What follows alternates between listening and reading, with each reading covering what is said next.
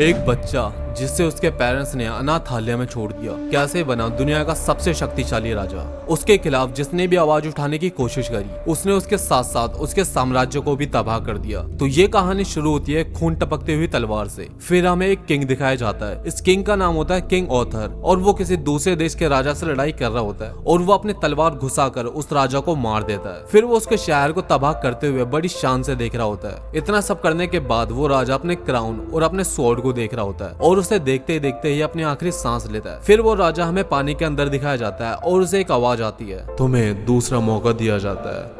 और फिर king author की आंखें खुलती है और वो अपने सामने एक औरत और एक आदमी को देखता है। ये दोनों कौन है और मैं कहाँ हूँ? और वो दोनों बातें कर रहे होते हैं। हे, इसकी आंखें तो एकदम तुम्हारी तरह है और इसके बाल एकदम तुम पे गए और इसका चेहरा कितना प्यारा है ये तो। और किंग ऑथर बोलता है कि क्या ये मेरे पेरेंट्स है? और किंग ऑथर को जल्दी ही रियलाइज हो जाता है कि उसका दोबारा से जन्म हुआ है। और अब पूरी दुनिया को काबू में रखने वाला किंग ऑथर अपनी ही बॉडी को काबू नहीं रख पा रहा था और पूरी दुनिया को पैरों के नीचे रखने वाला किंग अब खुद के ही पैर उठाकर अपनी छींचे साफ करवाता था। और एक दिन ऑथर देखता है उसके पिता मैजिक यूज कर रहे थे जो कि उस दुनिया से बहुत अलग था जिस दुनिया पर किंग ऑथर राज किया करता था। मैजिक यूज करते वक्त उसके पिता रेनोल्ड को चोट लग जाती है और ऑथर की मॉम एलिस अपने मैजिक से रेनोल्ड को ठीक कर देती है। दरअसल इस मैजिक को माना कहते हैं और माना क्या होता है इसके बारे में हमें थोड़ी देर में पता चल जाएगा। ऑथर को पता चलता है उसके पिता एक एडवेंचरर है और अपने दोस्तों के साथ बाहर एडवेंचरस चीजों के लिए जाते हैं। जब उसके पिता घर आते हैं ऑथर देखता है उनके पास एक हथियार है जिससे ऑथर को पता चलता है कि यहाँ पर वेपन कैरी करना लीगल है, जिससे हमें पता चलता है कि ये दुनिया कितनी खतरनाक है। लेकिन ऐसी खतरनाक दुनिया में ऑथर के लिए सबसे अच्छी बात है बिना फिक्र के सोना, क्योंकि किंग ऑथर की पिछली जिंदगी में सोने का मतलब था असैसिन द्वारा मारे जाना। और ऑथर अब बड़ा हो रहा था और उसकी उस दुनिया को जानने की इच्छा भी काफी ज्यादा बढ़ रही थी। एक दिन वो सोने का नाटक करके किसी निंजा बेबी की तरह बेड से उतरकर लाइब्रेरी आ गया। फाइनली मैं यहाँ आ गया, अब मुझे उस दुनिया के बारे में कुछ हद तक जानकारी मिल जाएगी।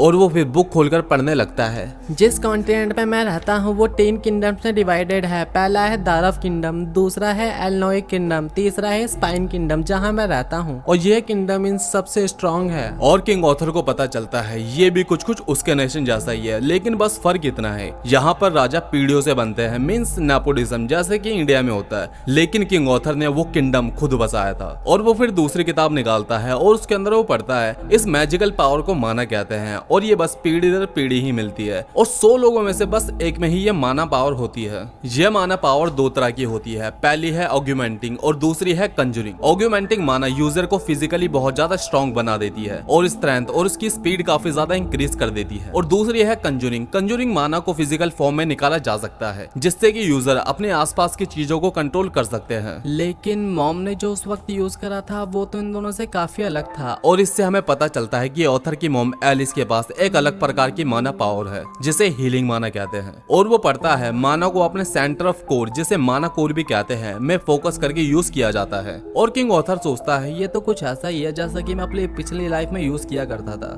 मुझे बस मेरे अंदर के सेंटर ऑफ कोर की पावर को यूज करना होगा। और फिर ऑथर ऐसा करने की ट्राई करता है और अपने माना कोर पर फोकस करने लगता है और वो कुछ हद तक ऐसा करने में सफल भी हो जाता है, लेकिन तभी उसकी मॉम आकर उसे उठा ले जाती है। और फिर हम कुछ दिन बाद का सीन देखते हैं जहाँ उसके फादर रेनोल्ड उसे लकड़ी की स्वॉर्ड चलाना सिखा रहे होते हैं। तभी ऑथर की मॉम एलिस आ जाती है और एलिस बड़े गुस्से में होती है। हे भगवान, तुम ये मेरे बच्चे को क्या सिखा रहे हो? अब ये चलना भी नहीं सीखा, जाओ तुम्हें आज का खाना नहीं मिलेगा। और काफी ज्यादा रेनोल्ड को डांटने लग जाती है और ये देखकर किंग ऑथर समझ जाता है कि घर का असली बॉस कौन है। और ऑथर की मॉम उसे कई बार घुमाने के लिए बाहर लेकर जाया करती जिससे कि उसे इस दुनिया के बारे में पता चलता। वो वहाँ के हथियार देखता जिससे कि ऑथर को इस नेशन की पावर का पता चलता। कुछ ऐसे चमकने वाले पत्थर जो कि उसकी दुनिया में एग्जिस्ट नहीं करते थे और सबसे ज्यादा पसंद आता उसे वहाँ का जादू। लेकिन किंग ऑथर को जो इस दुनिया में सबसे नई चीज मिली वो थी उसकी फैमिली, क्योंकि पिछले लाइफ में वो बिल्कुल अकेला था और अनाथ आश्रम में बस इंतजार करता कि एक दिन उसकी फैमिली आएगी। लेकिन इस दुनिया में उसके पास फैमिली थी जो कि उसके साथ रहती थी। और उसकी मॉम उसको सुलाते हुए कहती है, क्या तुम जानते हो मुझे सबसे ज्यादा खुशी तब हुई थी जब तुम अपने बेड से उतरकर बुक पढ़ने के लिए गए थे। और जब तुम नई चीजों को देखते हो तो तुम्हारी आंखों में एक चमक आती है, ये देखकर मुझे बहुत ज्यादा खुशी होती है। तुम बिल्कुल अपने पापा पर गए हो, लेकिन एक दिन तुम भी हमें छोड़कर ये दुनिया देखने के लिए चले जाओगे।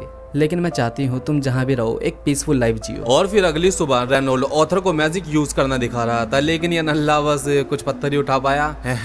देखिए तुमने मेरी पावर, इससे ज्यादा पत्थर तो मैं अपने हाथों से उठा लूंगा। और फिर रेनोल्ड एक पत्ते को बड़े शानदार तरीके से पंच करके किक करता है। ये देखकर ऑथर शॉक हो जाता है। इससे ऑथर को पता चलता है कि उसके फादर रेनोल्ड एक एग्यूनेटर है जो कि एग्यूमेंटिक मानव को यूज कर सकते हैं। और ये खेल देखने के बाद एलिस ऑथर को सुलाने के लिए लेकर जाती है, लेकिन ऑथर बुक पढ़ने की जिद करता है, लेकिन एलिस मना करती है। फिर ऑथर अपनी प्यारी प्यारी नजरों से अपनी मॉम को इमोशनल करता है और उसकी मॉम मान जाती है। फिर ऑथर बुक पढ़ के अपने माना कोर पर फोकस करने लगता है और कुछ टाइम बाद फोकस करने के बाद वो माना कोर को एक्टिव कर लेता है और तभी उसका माना कोर धीरे धीरे बड़ा होने लगता है और बहुत बड़ा धमाका हो जाता है। रेनोल्ड एलिस को धमाके से बचाते वक्त घायल हो जाता है। क्या तुम ठीक हो? ऑथर अंदर ही है। और फिर वो अंदर जाकर देखते हैं और वो नजारा देखकर वो दोनों हैरान हो जाते हैं। ऑथर हवा में अपने माना कोर पर फोकस किए हुए था और फिर वो बहुत मैच्योर तरीके से नीचे आता है और जैसे ही वो नीचे उतरता है उसके ऊपर की छत टूटकर गिर जाती है और ऑथर को लगता है कि भाई ये अब तो नहीं बचने का, मैं अब तो गया। लेकिन एलिस और रेनोल्ड आकर उसे बचा लेते हैं। एलिस ऑथर को पकड़कर रोने लग जाती है,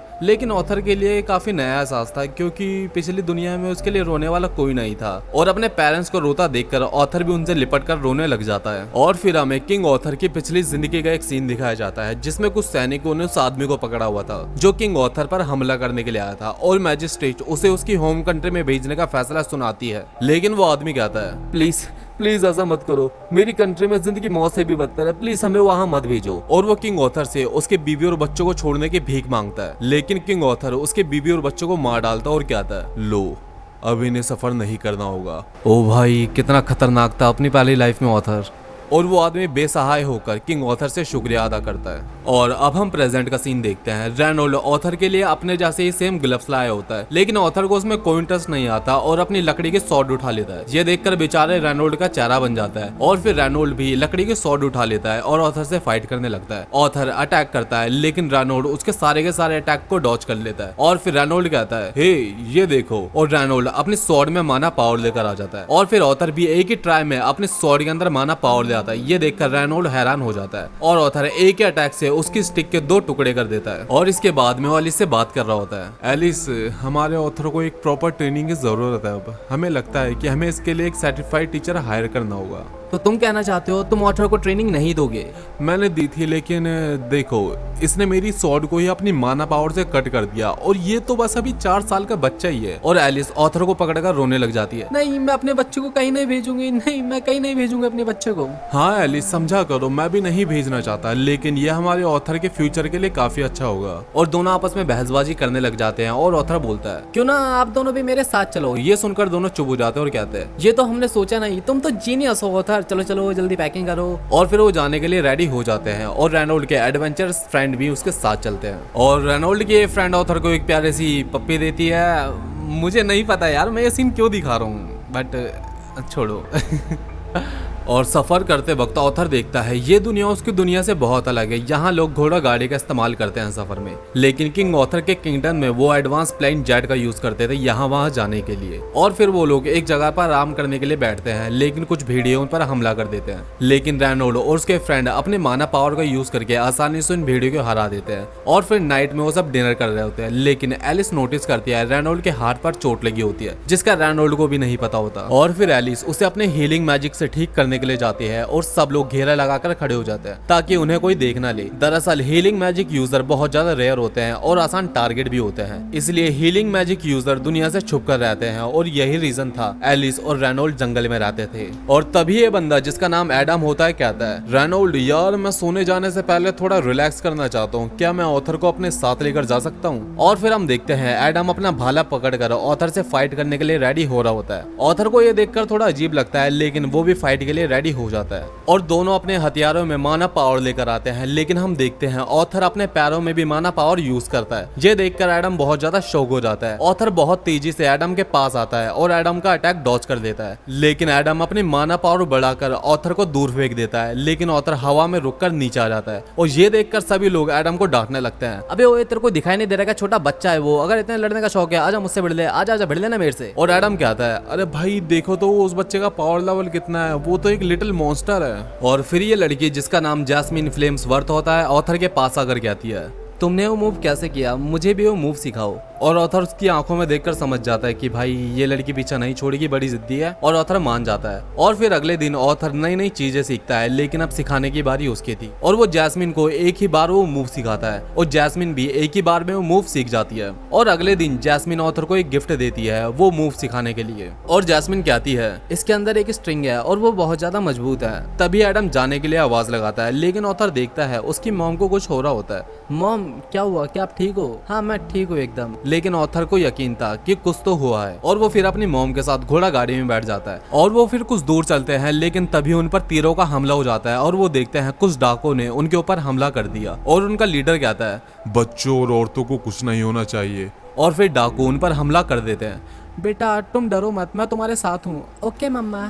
और रेनोल्ड और उसके फ्रेंड्स अपनी माना पावर का यूज करके उन डाकुओं से लड़ने लगते हैं। अपने तीरों, भालों और हथियारों में माना पावर ले आते हैं और फाइटिंग करते हैं। सिंगल स्टैंड में तो उन डाकुओं से जीत जाते, लेकिन डाकुओं की संख्या इतनी ज्यादा थी कि उसके सामने कमजोर पड़ रहे थे और रेनोल्ड अपनी गाड़ी से आकर टकराकर घायल हो जाता है। रेनोल्ड क्या तुम ठीक हो? वहीं रुको, मैं एकदम ठीक हूँ, बस छोटा सा स्क्रैच है। और वो ऑथर को अपनी मॉम को वहां से लेके जाने के लिए कहता है। नहीं मैं नहीं लेके जाऊंगा, मैं आपको अकेले छोड़ के कहीं नहीं जाऊंगा, मैं भी आपके साथ फाइट करूंगा, मेरे अंदर भी पावर है। तो इस पावर का यूज अपनी मॉम को बचाने के लिए करो, क्योंकि तुम्हारी मॉम के पेट में तुम्हारा छोटा भाई या बहन है। और ऑथर का अब रियलाइज होता है कि उसकी मॉम की तबीयत खराब क्यों थी। जाओ बड़े भाई, अब सब तुम पर है। और वो अपनी मॉम को वहां से लेकर भागने लगता है और भागते भागते किंग ऑथर सोचता है मैंने जिंदगी में लाखों जानें ली है, लेकिन ये पहली बार होगा कि मैं अपनी जान बचाकर भाग रहा हूँ। और तभी एक बंदा ऊपर से ऑथर और उसकी मॉम के ऊपर कंजूरिंग माना का हमला कर देता है। लेकिन ऑथर अपनी मॉम को बचाते वक्त हमला अपने ऊपर ले लेता है, लेकिन वो इतने आसानी से उस हमला करने वालों को जाने कहाँ देने वाला था। वो अपने चाकू की स्ट्रिंग उसके पैर में फंसा कर उसे खाई में गिरा देता है और ऑथर गिरते वक्त सोचता है कितनी अजीब फीलिंग है, मैं मरने वाला हूँ, फिर भी मेरे दिल में एक सुकून सा है। शायद मुझे अब समझ आया ये सुकून क्या होता है। ये सुकून होता है अपनी फैमिली के प्रोटेक्ट करने का सुकून। मैं एक बड़ा भाई बनने वाला हूँ, मुझे एक बड़ा भाई बनना था, मुझे एक बड़ा भाई बनना था। और ये बोलकर वो खाई में गिर जाता है। और खाई में गिरने के बाद जब ऑथर की आंखें खुलती है तो वो खुद को एक बड़े से मॉन्स्टर के सामने पाता है, जिसे देखकर उसकी आंखें खुली की खुले रह जाती है और बिना सोचे समझे मॉन्स्टर पर हमला कर देता है। लेकिन वो मॉन्स्टर अपनी एक ही उंगली से ऑथर को पीछे फेंक देता है और वो ऑथर से बोलती है मैं बुरी नहीं हूँ, मेरा नाम सिल्विया है। और ऑथर को खाने के लिए कुछ फल देती है। पर ऑथर उससे कुछ सवाल पूछना चाहता था, लेकिन सिल्विया कहती है अगर तुम खाओगे नहीं तो मैं तुम्हारे एक भी सवाल का जवाब नहीं दूंगी। और ये सुनते ही ऑथर धड़ाधड़ फल खाने लगता है। और सब खाने के बाद ऑथर पूछता है मेरी फैमिली कहाँ है, उनके साथ क्या हुआ? और सिल्विया कहती है मैं इस जगह से बाहर नहीं जा सकती, लेकिन मैं अपने मैजिक से कहीं भी देख सकती हूँ। और वो ऑथर को बताती है तुम्हारी फैमिली बिल्कुल ठीक है, उन्होंने उन डाकू को हरा दिया और कुछ दिन पहले ही वो वहां से चले गए। ये सुनकर ऑथर के खुशी के आंसू निकलते हैं कि उसकी फैमिली ठीक है। और ऑथर को वहां कुछ दिन हो जाते हैं। अब ऑथर पूरी तरीके से ठीक हो चुका था, अब वो घर जाना चाहता था, लेकिन बाहर की दुनिया बहुत खतरनाक है, उसके लिए ऑथर को स्ट्रांग होना होगा। और ऑथर उसी केव में ट्रेनिंग करने लगता है। और ऑथर सोचता है कि सिल्विया बस देखने में खतरनाक है, कोई भी उसे देखकर डर जाएगा जैसा मैं डर गया था, लेकिन वो दिल की बहुत अच्छी है। फिर ऑथर अपने माना कोर पर फोकस करने लगता है। सिल्विया ये देखकर शॉक हो जाती है कि इतने से बच्चा माना कोर यूज कर सकता है। और वो ऑथर से बोलती है क्या तुम ये जानते हो? और अपने हाथ में कुछ रासिंगन जैसा तो बनाने लगती है। और ऑथर से पूछती है क्या तुम बता सकते हो ये क्या है? हाँ, आप मंत्र बोलते हुए अपने हाथ में माना फिजिकल फॉर्म में लेकर आ गई। हाँ बिल्कुल सही कहा। और अगर तुम ये सीख जाओ तो तुम बहुत ज्यादा स्ट्रांग बन जाओगे। तो क्या तुम ये सीखना चाहते हो? और ऑथर हाँ करता है। लेकिन मेरा एक सवाल है, तुम इस पावर का यूज कैसे करोगे? और ऑथर बोलता है मैं उन सब लोगों को मार दूंगा जिन्होंने हमारे ऊपर हमला किया था। लेकिन सिल्विया को ये जवाब पसंद नहीं आता और ऑथर को मारकर फिर से दूर कर देती है। मैं एक ऐसे इंसान को कभी स्ट्रांग नहीं बना सकती जो लोगों को मारे। और ऑथर बोलता है लेकिन इसमें गलत क्या है, अपने एनिमीज को मारना तो नेचुरल है ना। और किंग ऑथर याद करता है पिछली लाइफ में मैं सारे एनिमीज को मारकर ही तो स्ट्रॉन्गेस्ट किंग बना था। और सिल्विया ऑथर के सर पर अपनी एक उंगली रखकर बोलती है या तो मैं तुम्हारे सर को प्यार से सहला सकती हूँ या फिर तुम्हारे सर के टुकड़े कर सकती हूँ। तुम चूज करो कि क्या करना है। ऑफ कोर्स पहले वाले ही चूज करना है। हाँ, मैं भी तुम्हें यही समझाना चाहती हूँ। गुस्सा और बदला इस दुनिया में अशांति लाएगा। मैं नहीं चाहती कि तुम भी ऐसे बनो। और फिर वो ऑथर से दोबारा से यही सवाल पूछती है कि अब बताओ तुम इस पावर का यूज कैसे करोगे? और ऑथर अपनी फैमिली के साथ बिताए अच्छे मोमेंट्स को याद करता और कहता है मैं इस पावर का यूज अपनी फैमिली को प्रोटेक्ट करने के लिए करूंगा। और सेल्विया को ये जवाब पसंद आता है। फिर हम देखते हैं सेल्विया जैसे ही एक मॉन्स्टर सेल्विया को ढूंढते हुए उसके पास आ रहा होता है। फिर हमें किंग ऑथर की पिछली जिंदगी का एक सीन दिखाया जाता है जिससे हमें पता चलता है किंग ऑथर बस नाम का ही किंग था। सारे फैसले तो काउंसिल लिया करती थी और किंग ऑथर को बस एज अ वेपन यूज किया जाता था। फिर हम प्रेजेंट में देखते हैं जहाँ ऑथर माना कोर को कंट्रोल करना सीख रहा होता है और वो याद करता है पिछली लाइफ में वो बस कोर को कंट्रोल करके बड़े बड़े दुश्मनों को हरा देता था। अब भी उसे बस वैसा ही करना है, उसे बस अपने कोर पर फोकस करना है और थोड़ा फोकस करने के बाद फाइनली वो ऐसा करने में सफल हो जाता है। और सेल्विया ये देखकर बहुत खुश होती है लेकिन ऑथर को हिट करके पत्थरों के बीच में छुपा देती है और ऑथर को बाहर आने के लिए मना करती है। ऑथर पत्थरों के बीच में से देखता है और वो वही दूसरा मॉन्स्टर था जिसे हमने कुछ टाइम पहले देखा था। मैं सरप्राइज हूँ, तुमने ये जगह कैसे ढूंढी? तुम्हारी छाती से निकल रहे ब्लड की स्मेल से। और वो सेल्विया को अपने साथ चलने के लिए बोलता है लेकिन सेल्विया मना कर देती है और फिर वो सेल्विया पर खतरनाक अटैक कर देता है। ऑथर बाहर आने की कोशिश करता है लेकिन सेल्विया मना करती है। तुम फिक्र मत करो, तुम वहीं छुपे रहो। और सेल्विया अपनी असली फॉर्म में आ जाती है जो कि एक व्हाइट ड्रैगन की होती है। इस फॉर्म में सेल्विया और भी ज्यादा स्ट्रांग हो जाती है और मॉन्स्टर पर अपनी फुल पावर से अटैक करती है। तुम पागल हो गई हो सेल्विया, अगर तुम इतनी पावर का यूज करोगी तो बच नहीं पाओगी। मुझे कोई गम नहीं, मैंने एक हैप्पी लाइफ जी ली है। और फिर वो मॉन्स्टर काफी सारे अटैक करने लगता है और अब सेल्विया देखती है अब अटैक्स ऑथर की तरफ जाने लगते हैं। सेल्विया अपनी पावर का यूज करके टाइम रोक देती है ऑथर, मैं ज्यादा देर तक नहीं कर सकती। और वो ऑथर के लिए एक पोर्टल खोल देती है लेकिन कम पावर होने की वजह से पोर्टल ऑथर को घर तक नहीं पहुंचा सकता। और सेल्विया कहती है मैं तुम्हें पहले भी भेज सकती थी लेकिन मुझे तुम्हारे साथ रहना पसंद था और अब देखो तुम मेरी वजह से खतरे में आ गए। और ऑथर इमोशनल होकर बोलता है मुझे फर्क नहीं पड़ता, आप मेरी फैमिली की तरह थी, आपने मेरी माँ की तरह मेरा ख्याल रखा। और सेल्विया कहती है लेकिन तुम्हारी तो एक माँ पहले से ही है। तो आप मेरी ग्रैंड मदर हुई। और ये सुनकर सेल्विया इमोशनल हो जाती है और ऑथर को दोबारा से ग्रैंड मदर बुलाने के लिए कहती है और ऑथर स्माइल के साथ कहता है ग्रैंड मदर। और फिर सेल्विया ऑथर के हाथों में अपने बिल की कोटिंग कर देती है। ये क्या है? तुम्हें वक्त आने पे पता चल जाएगा।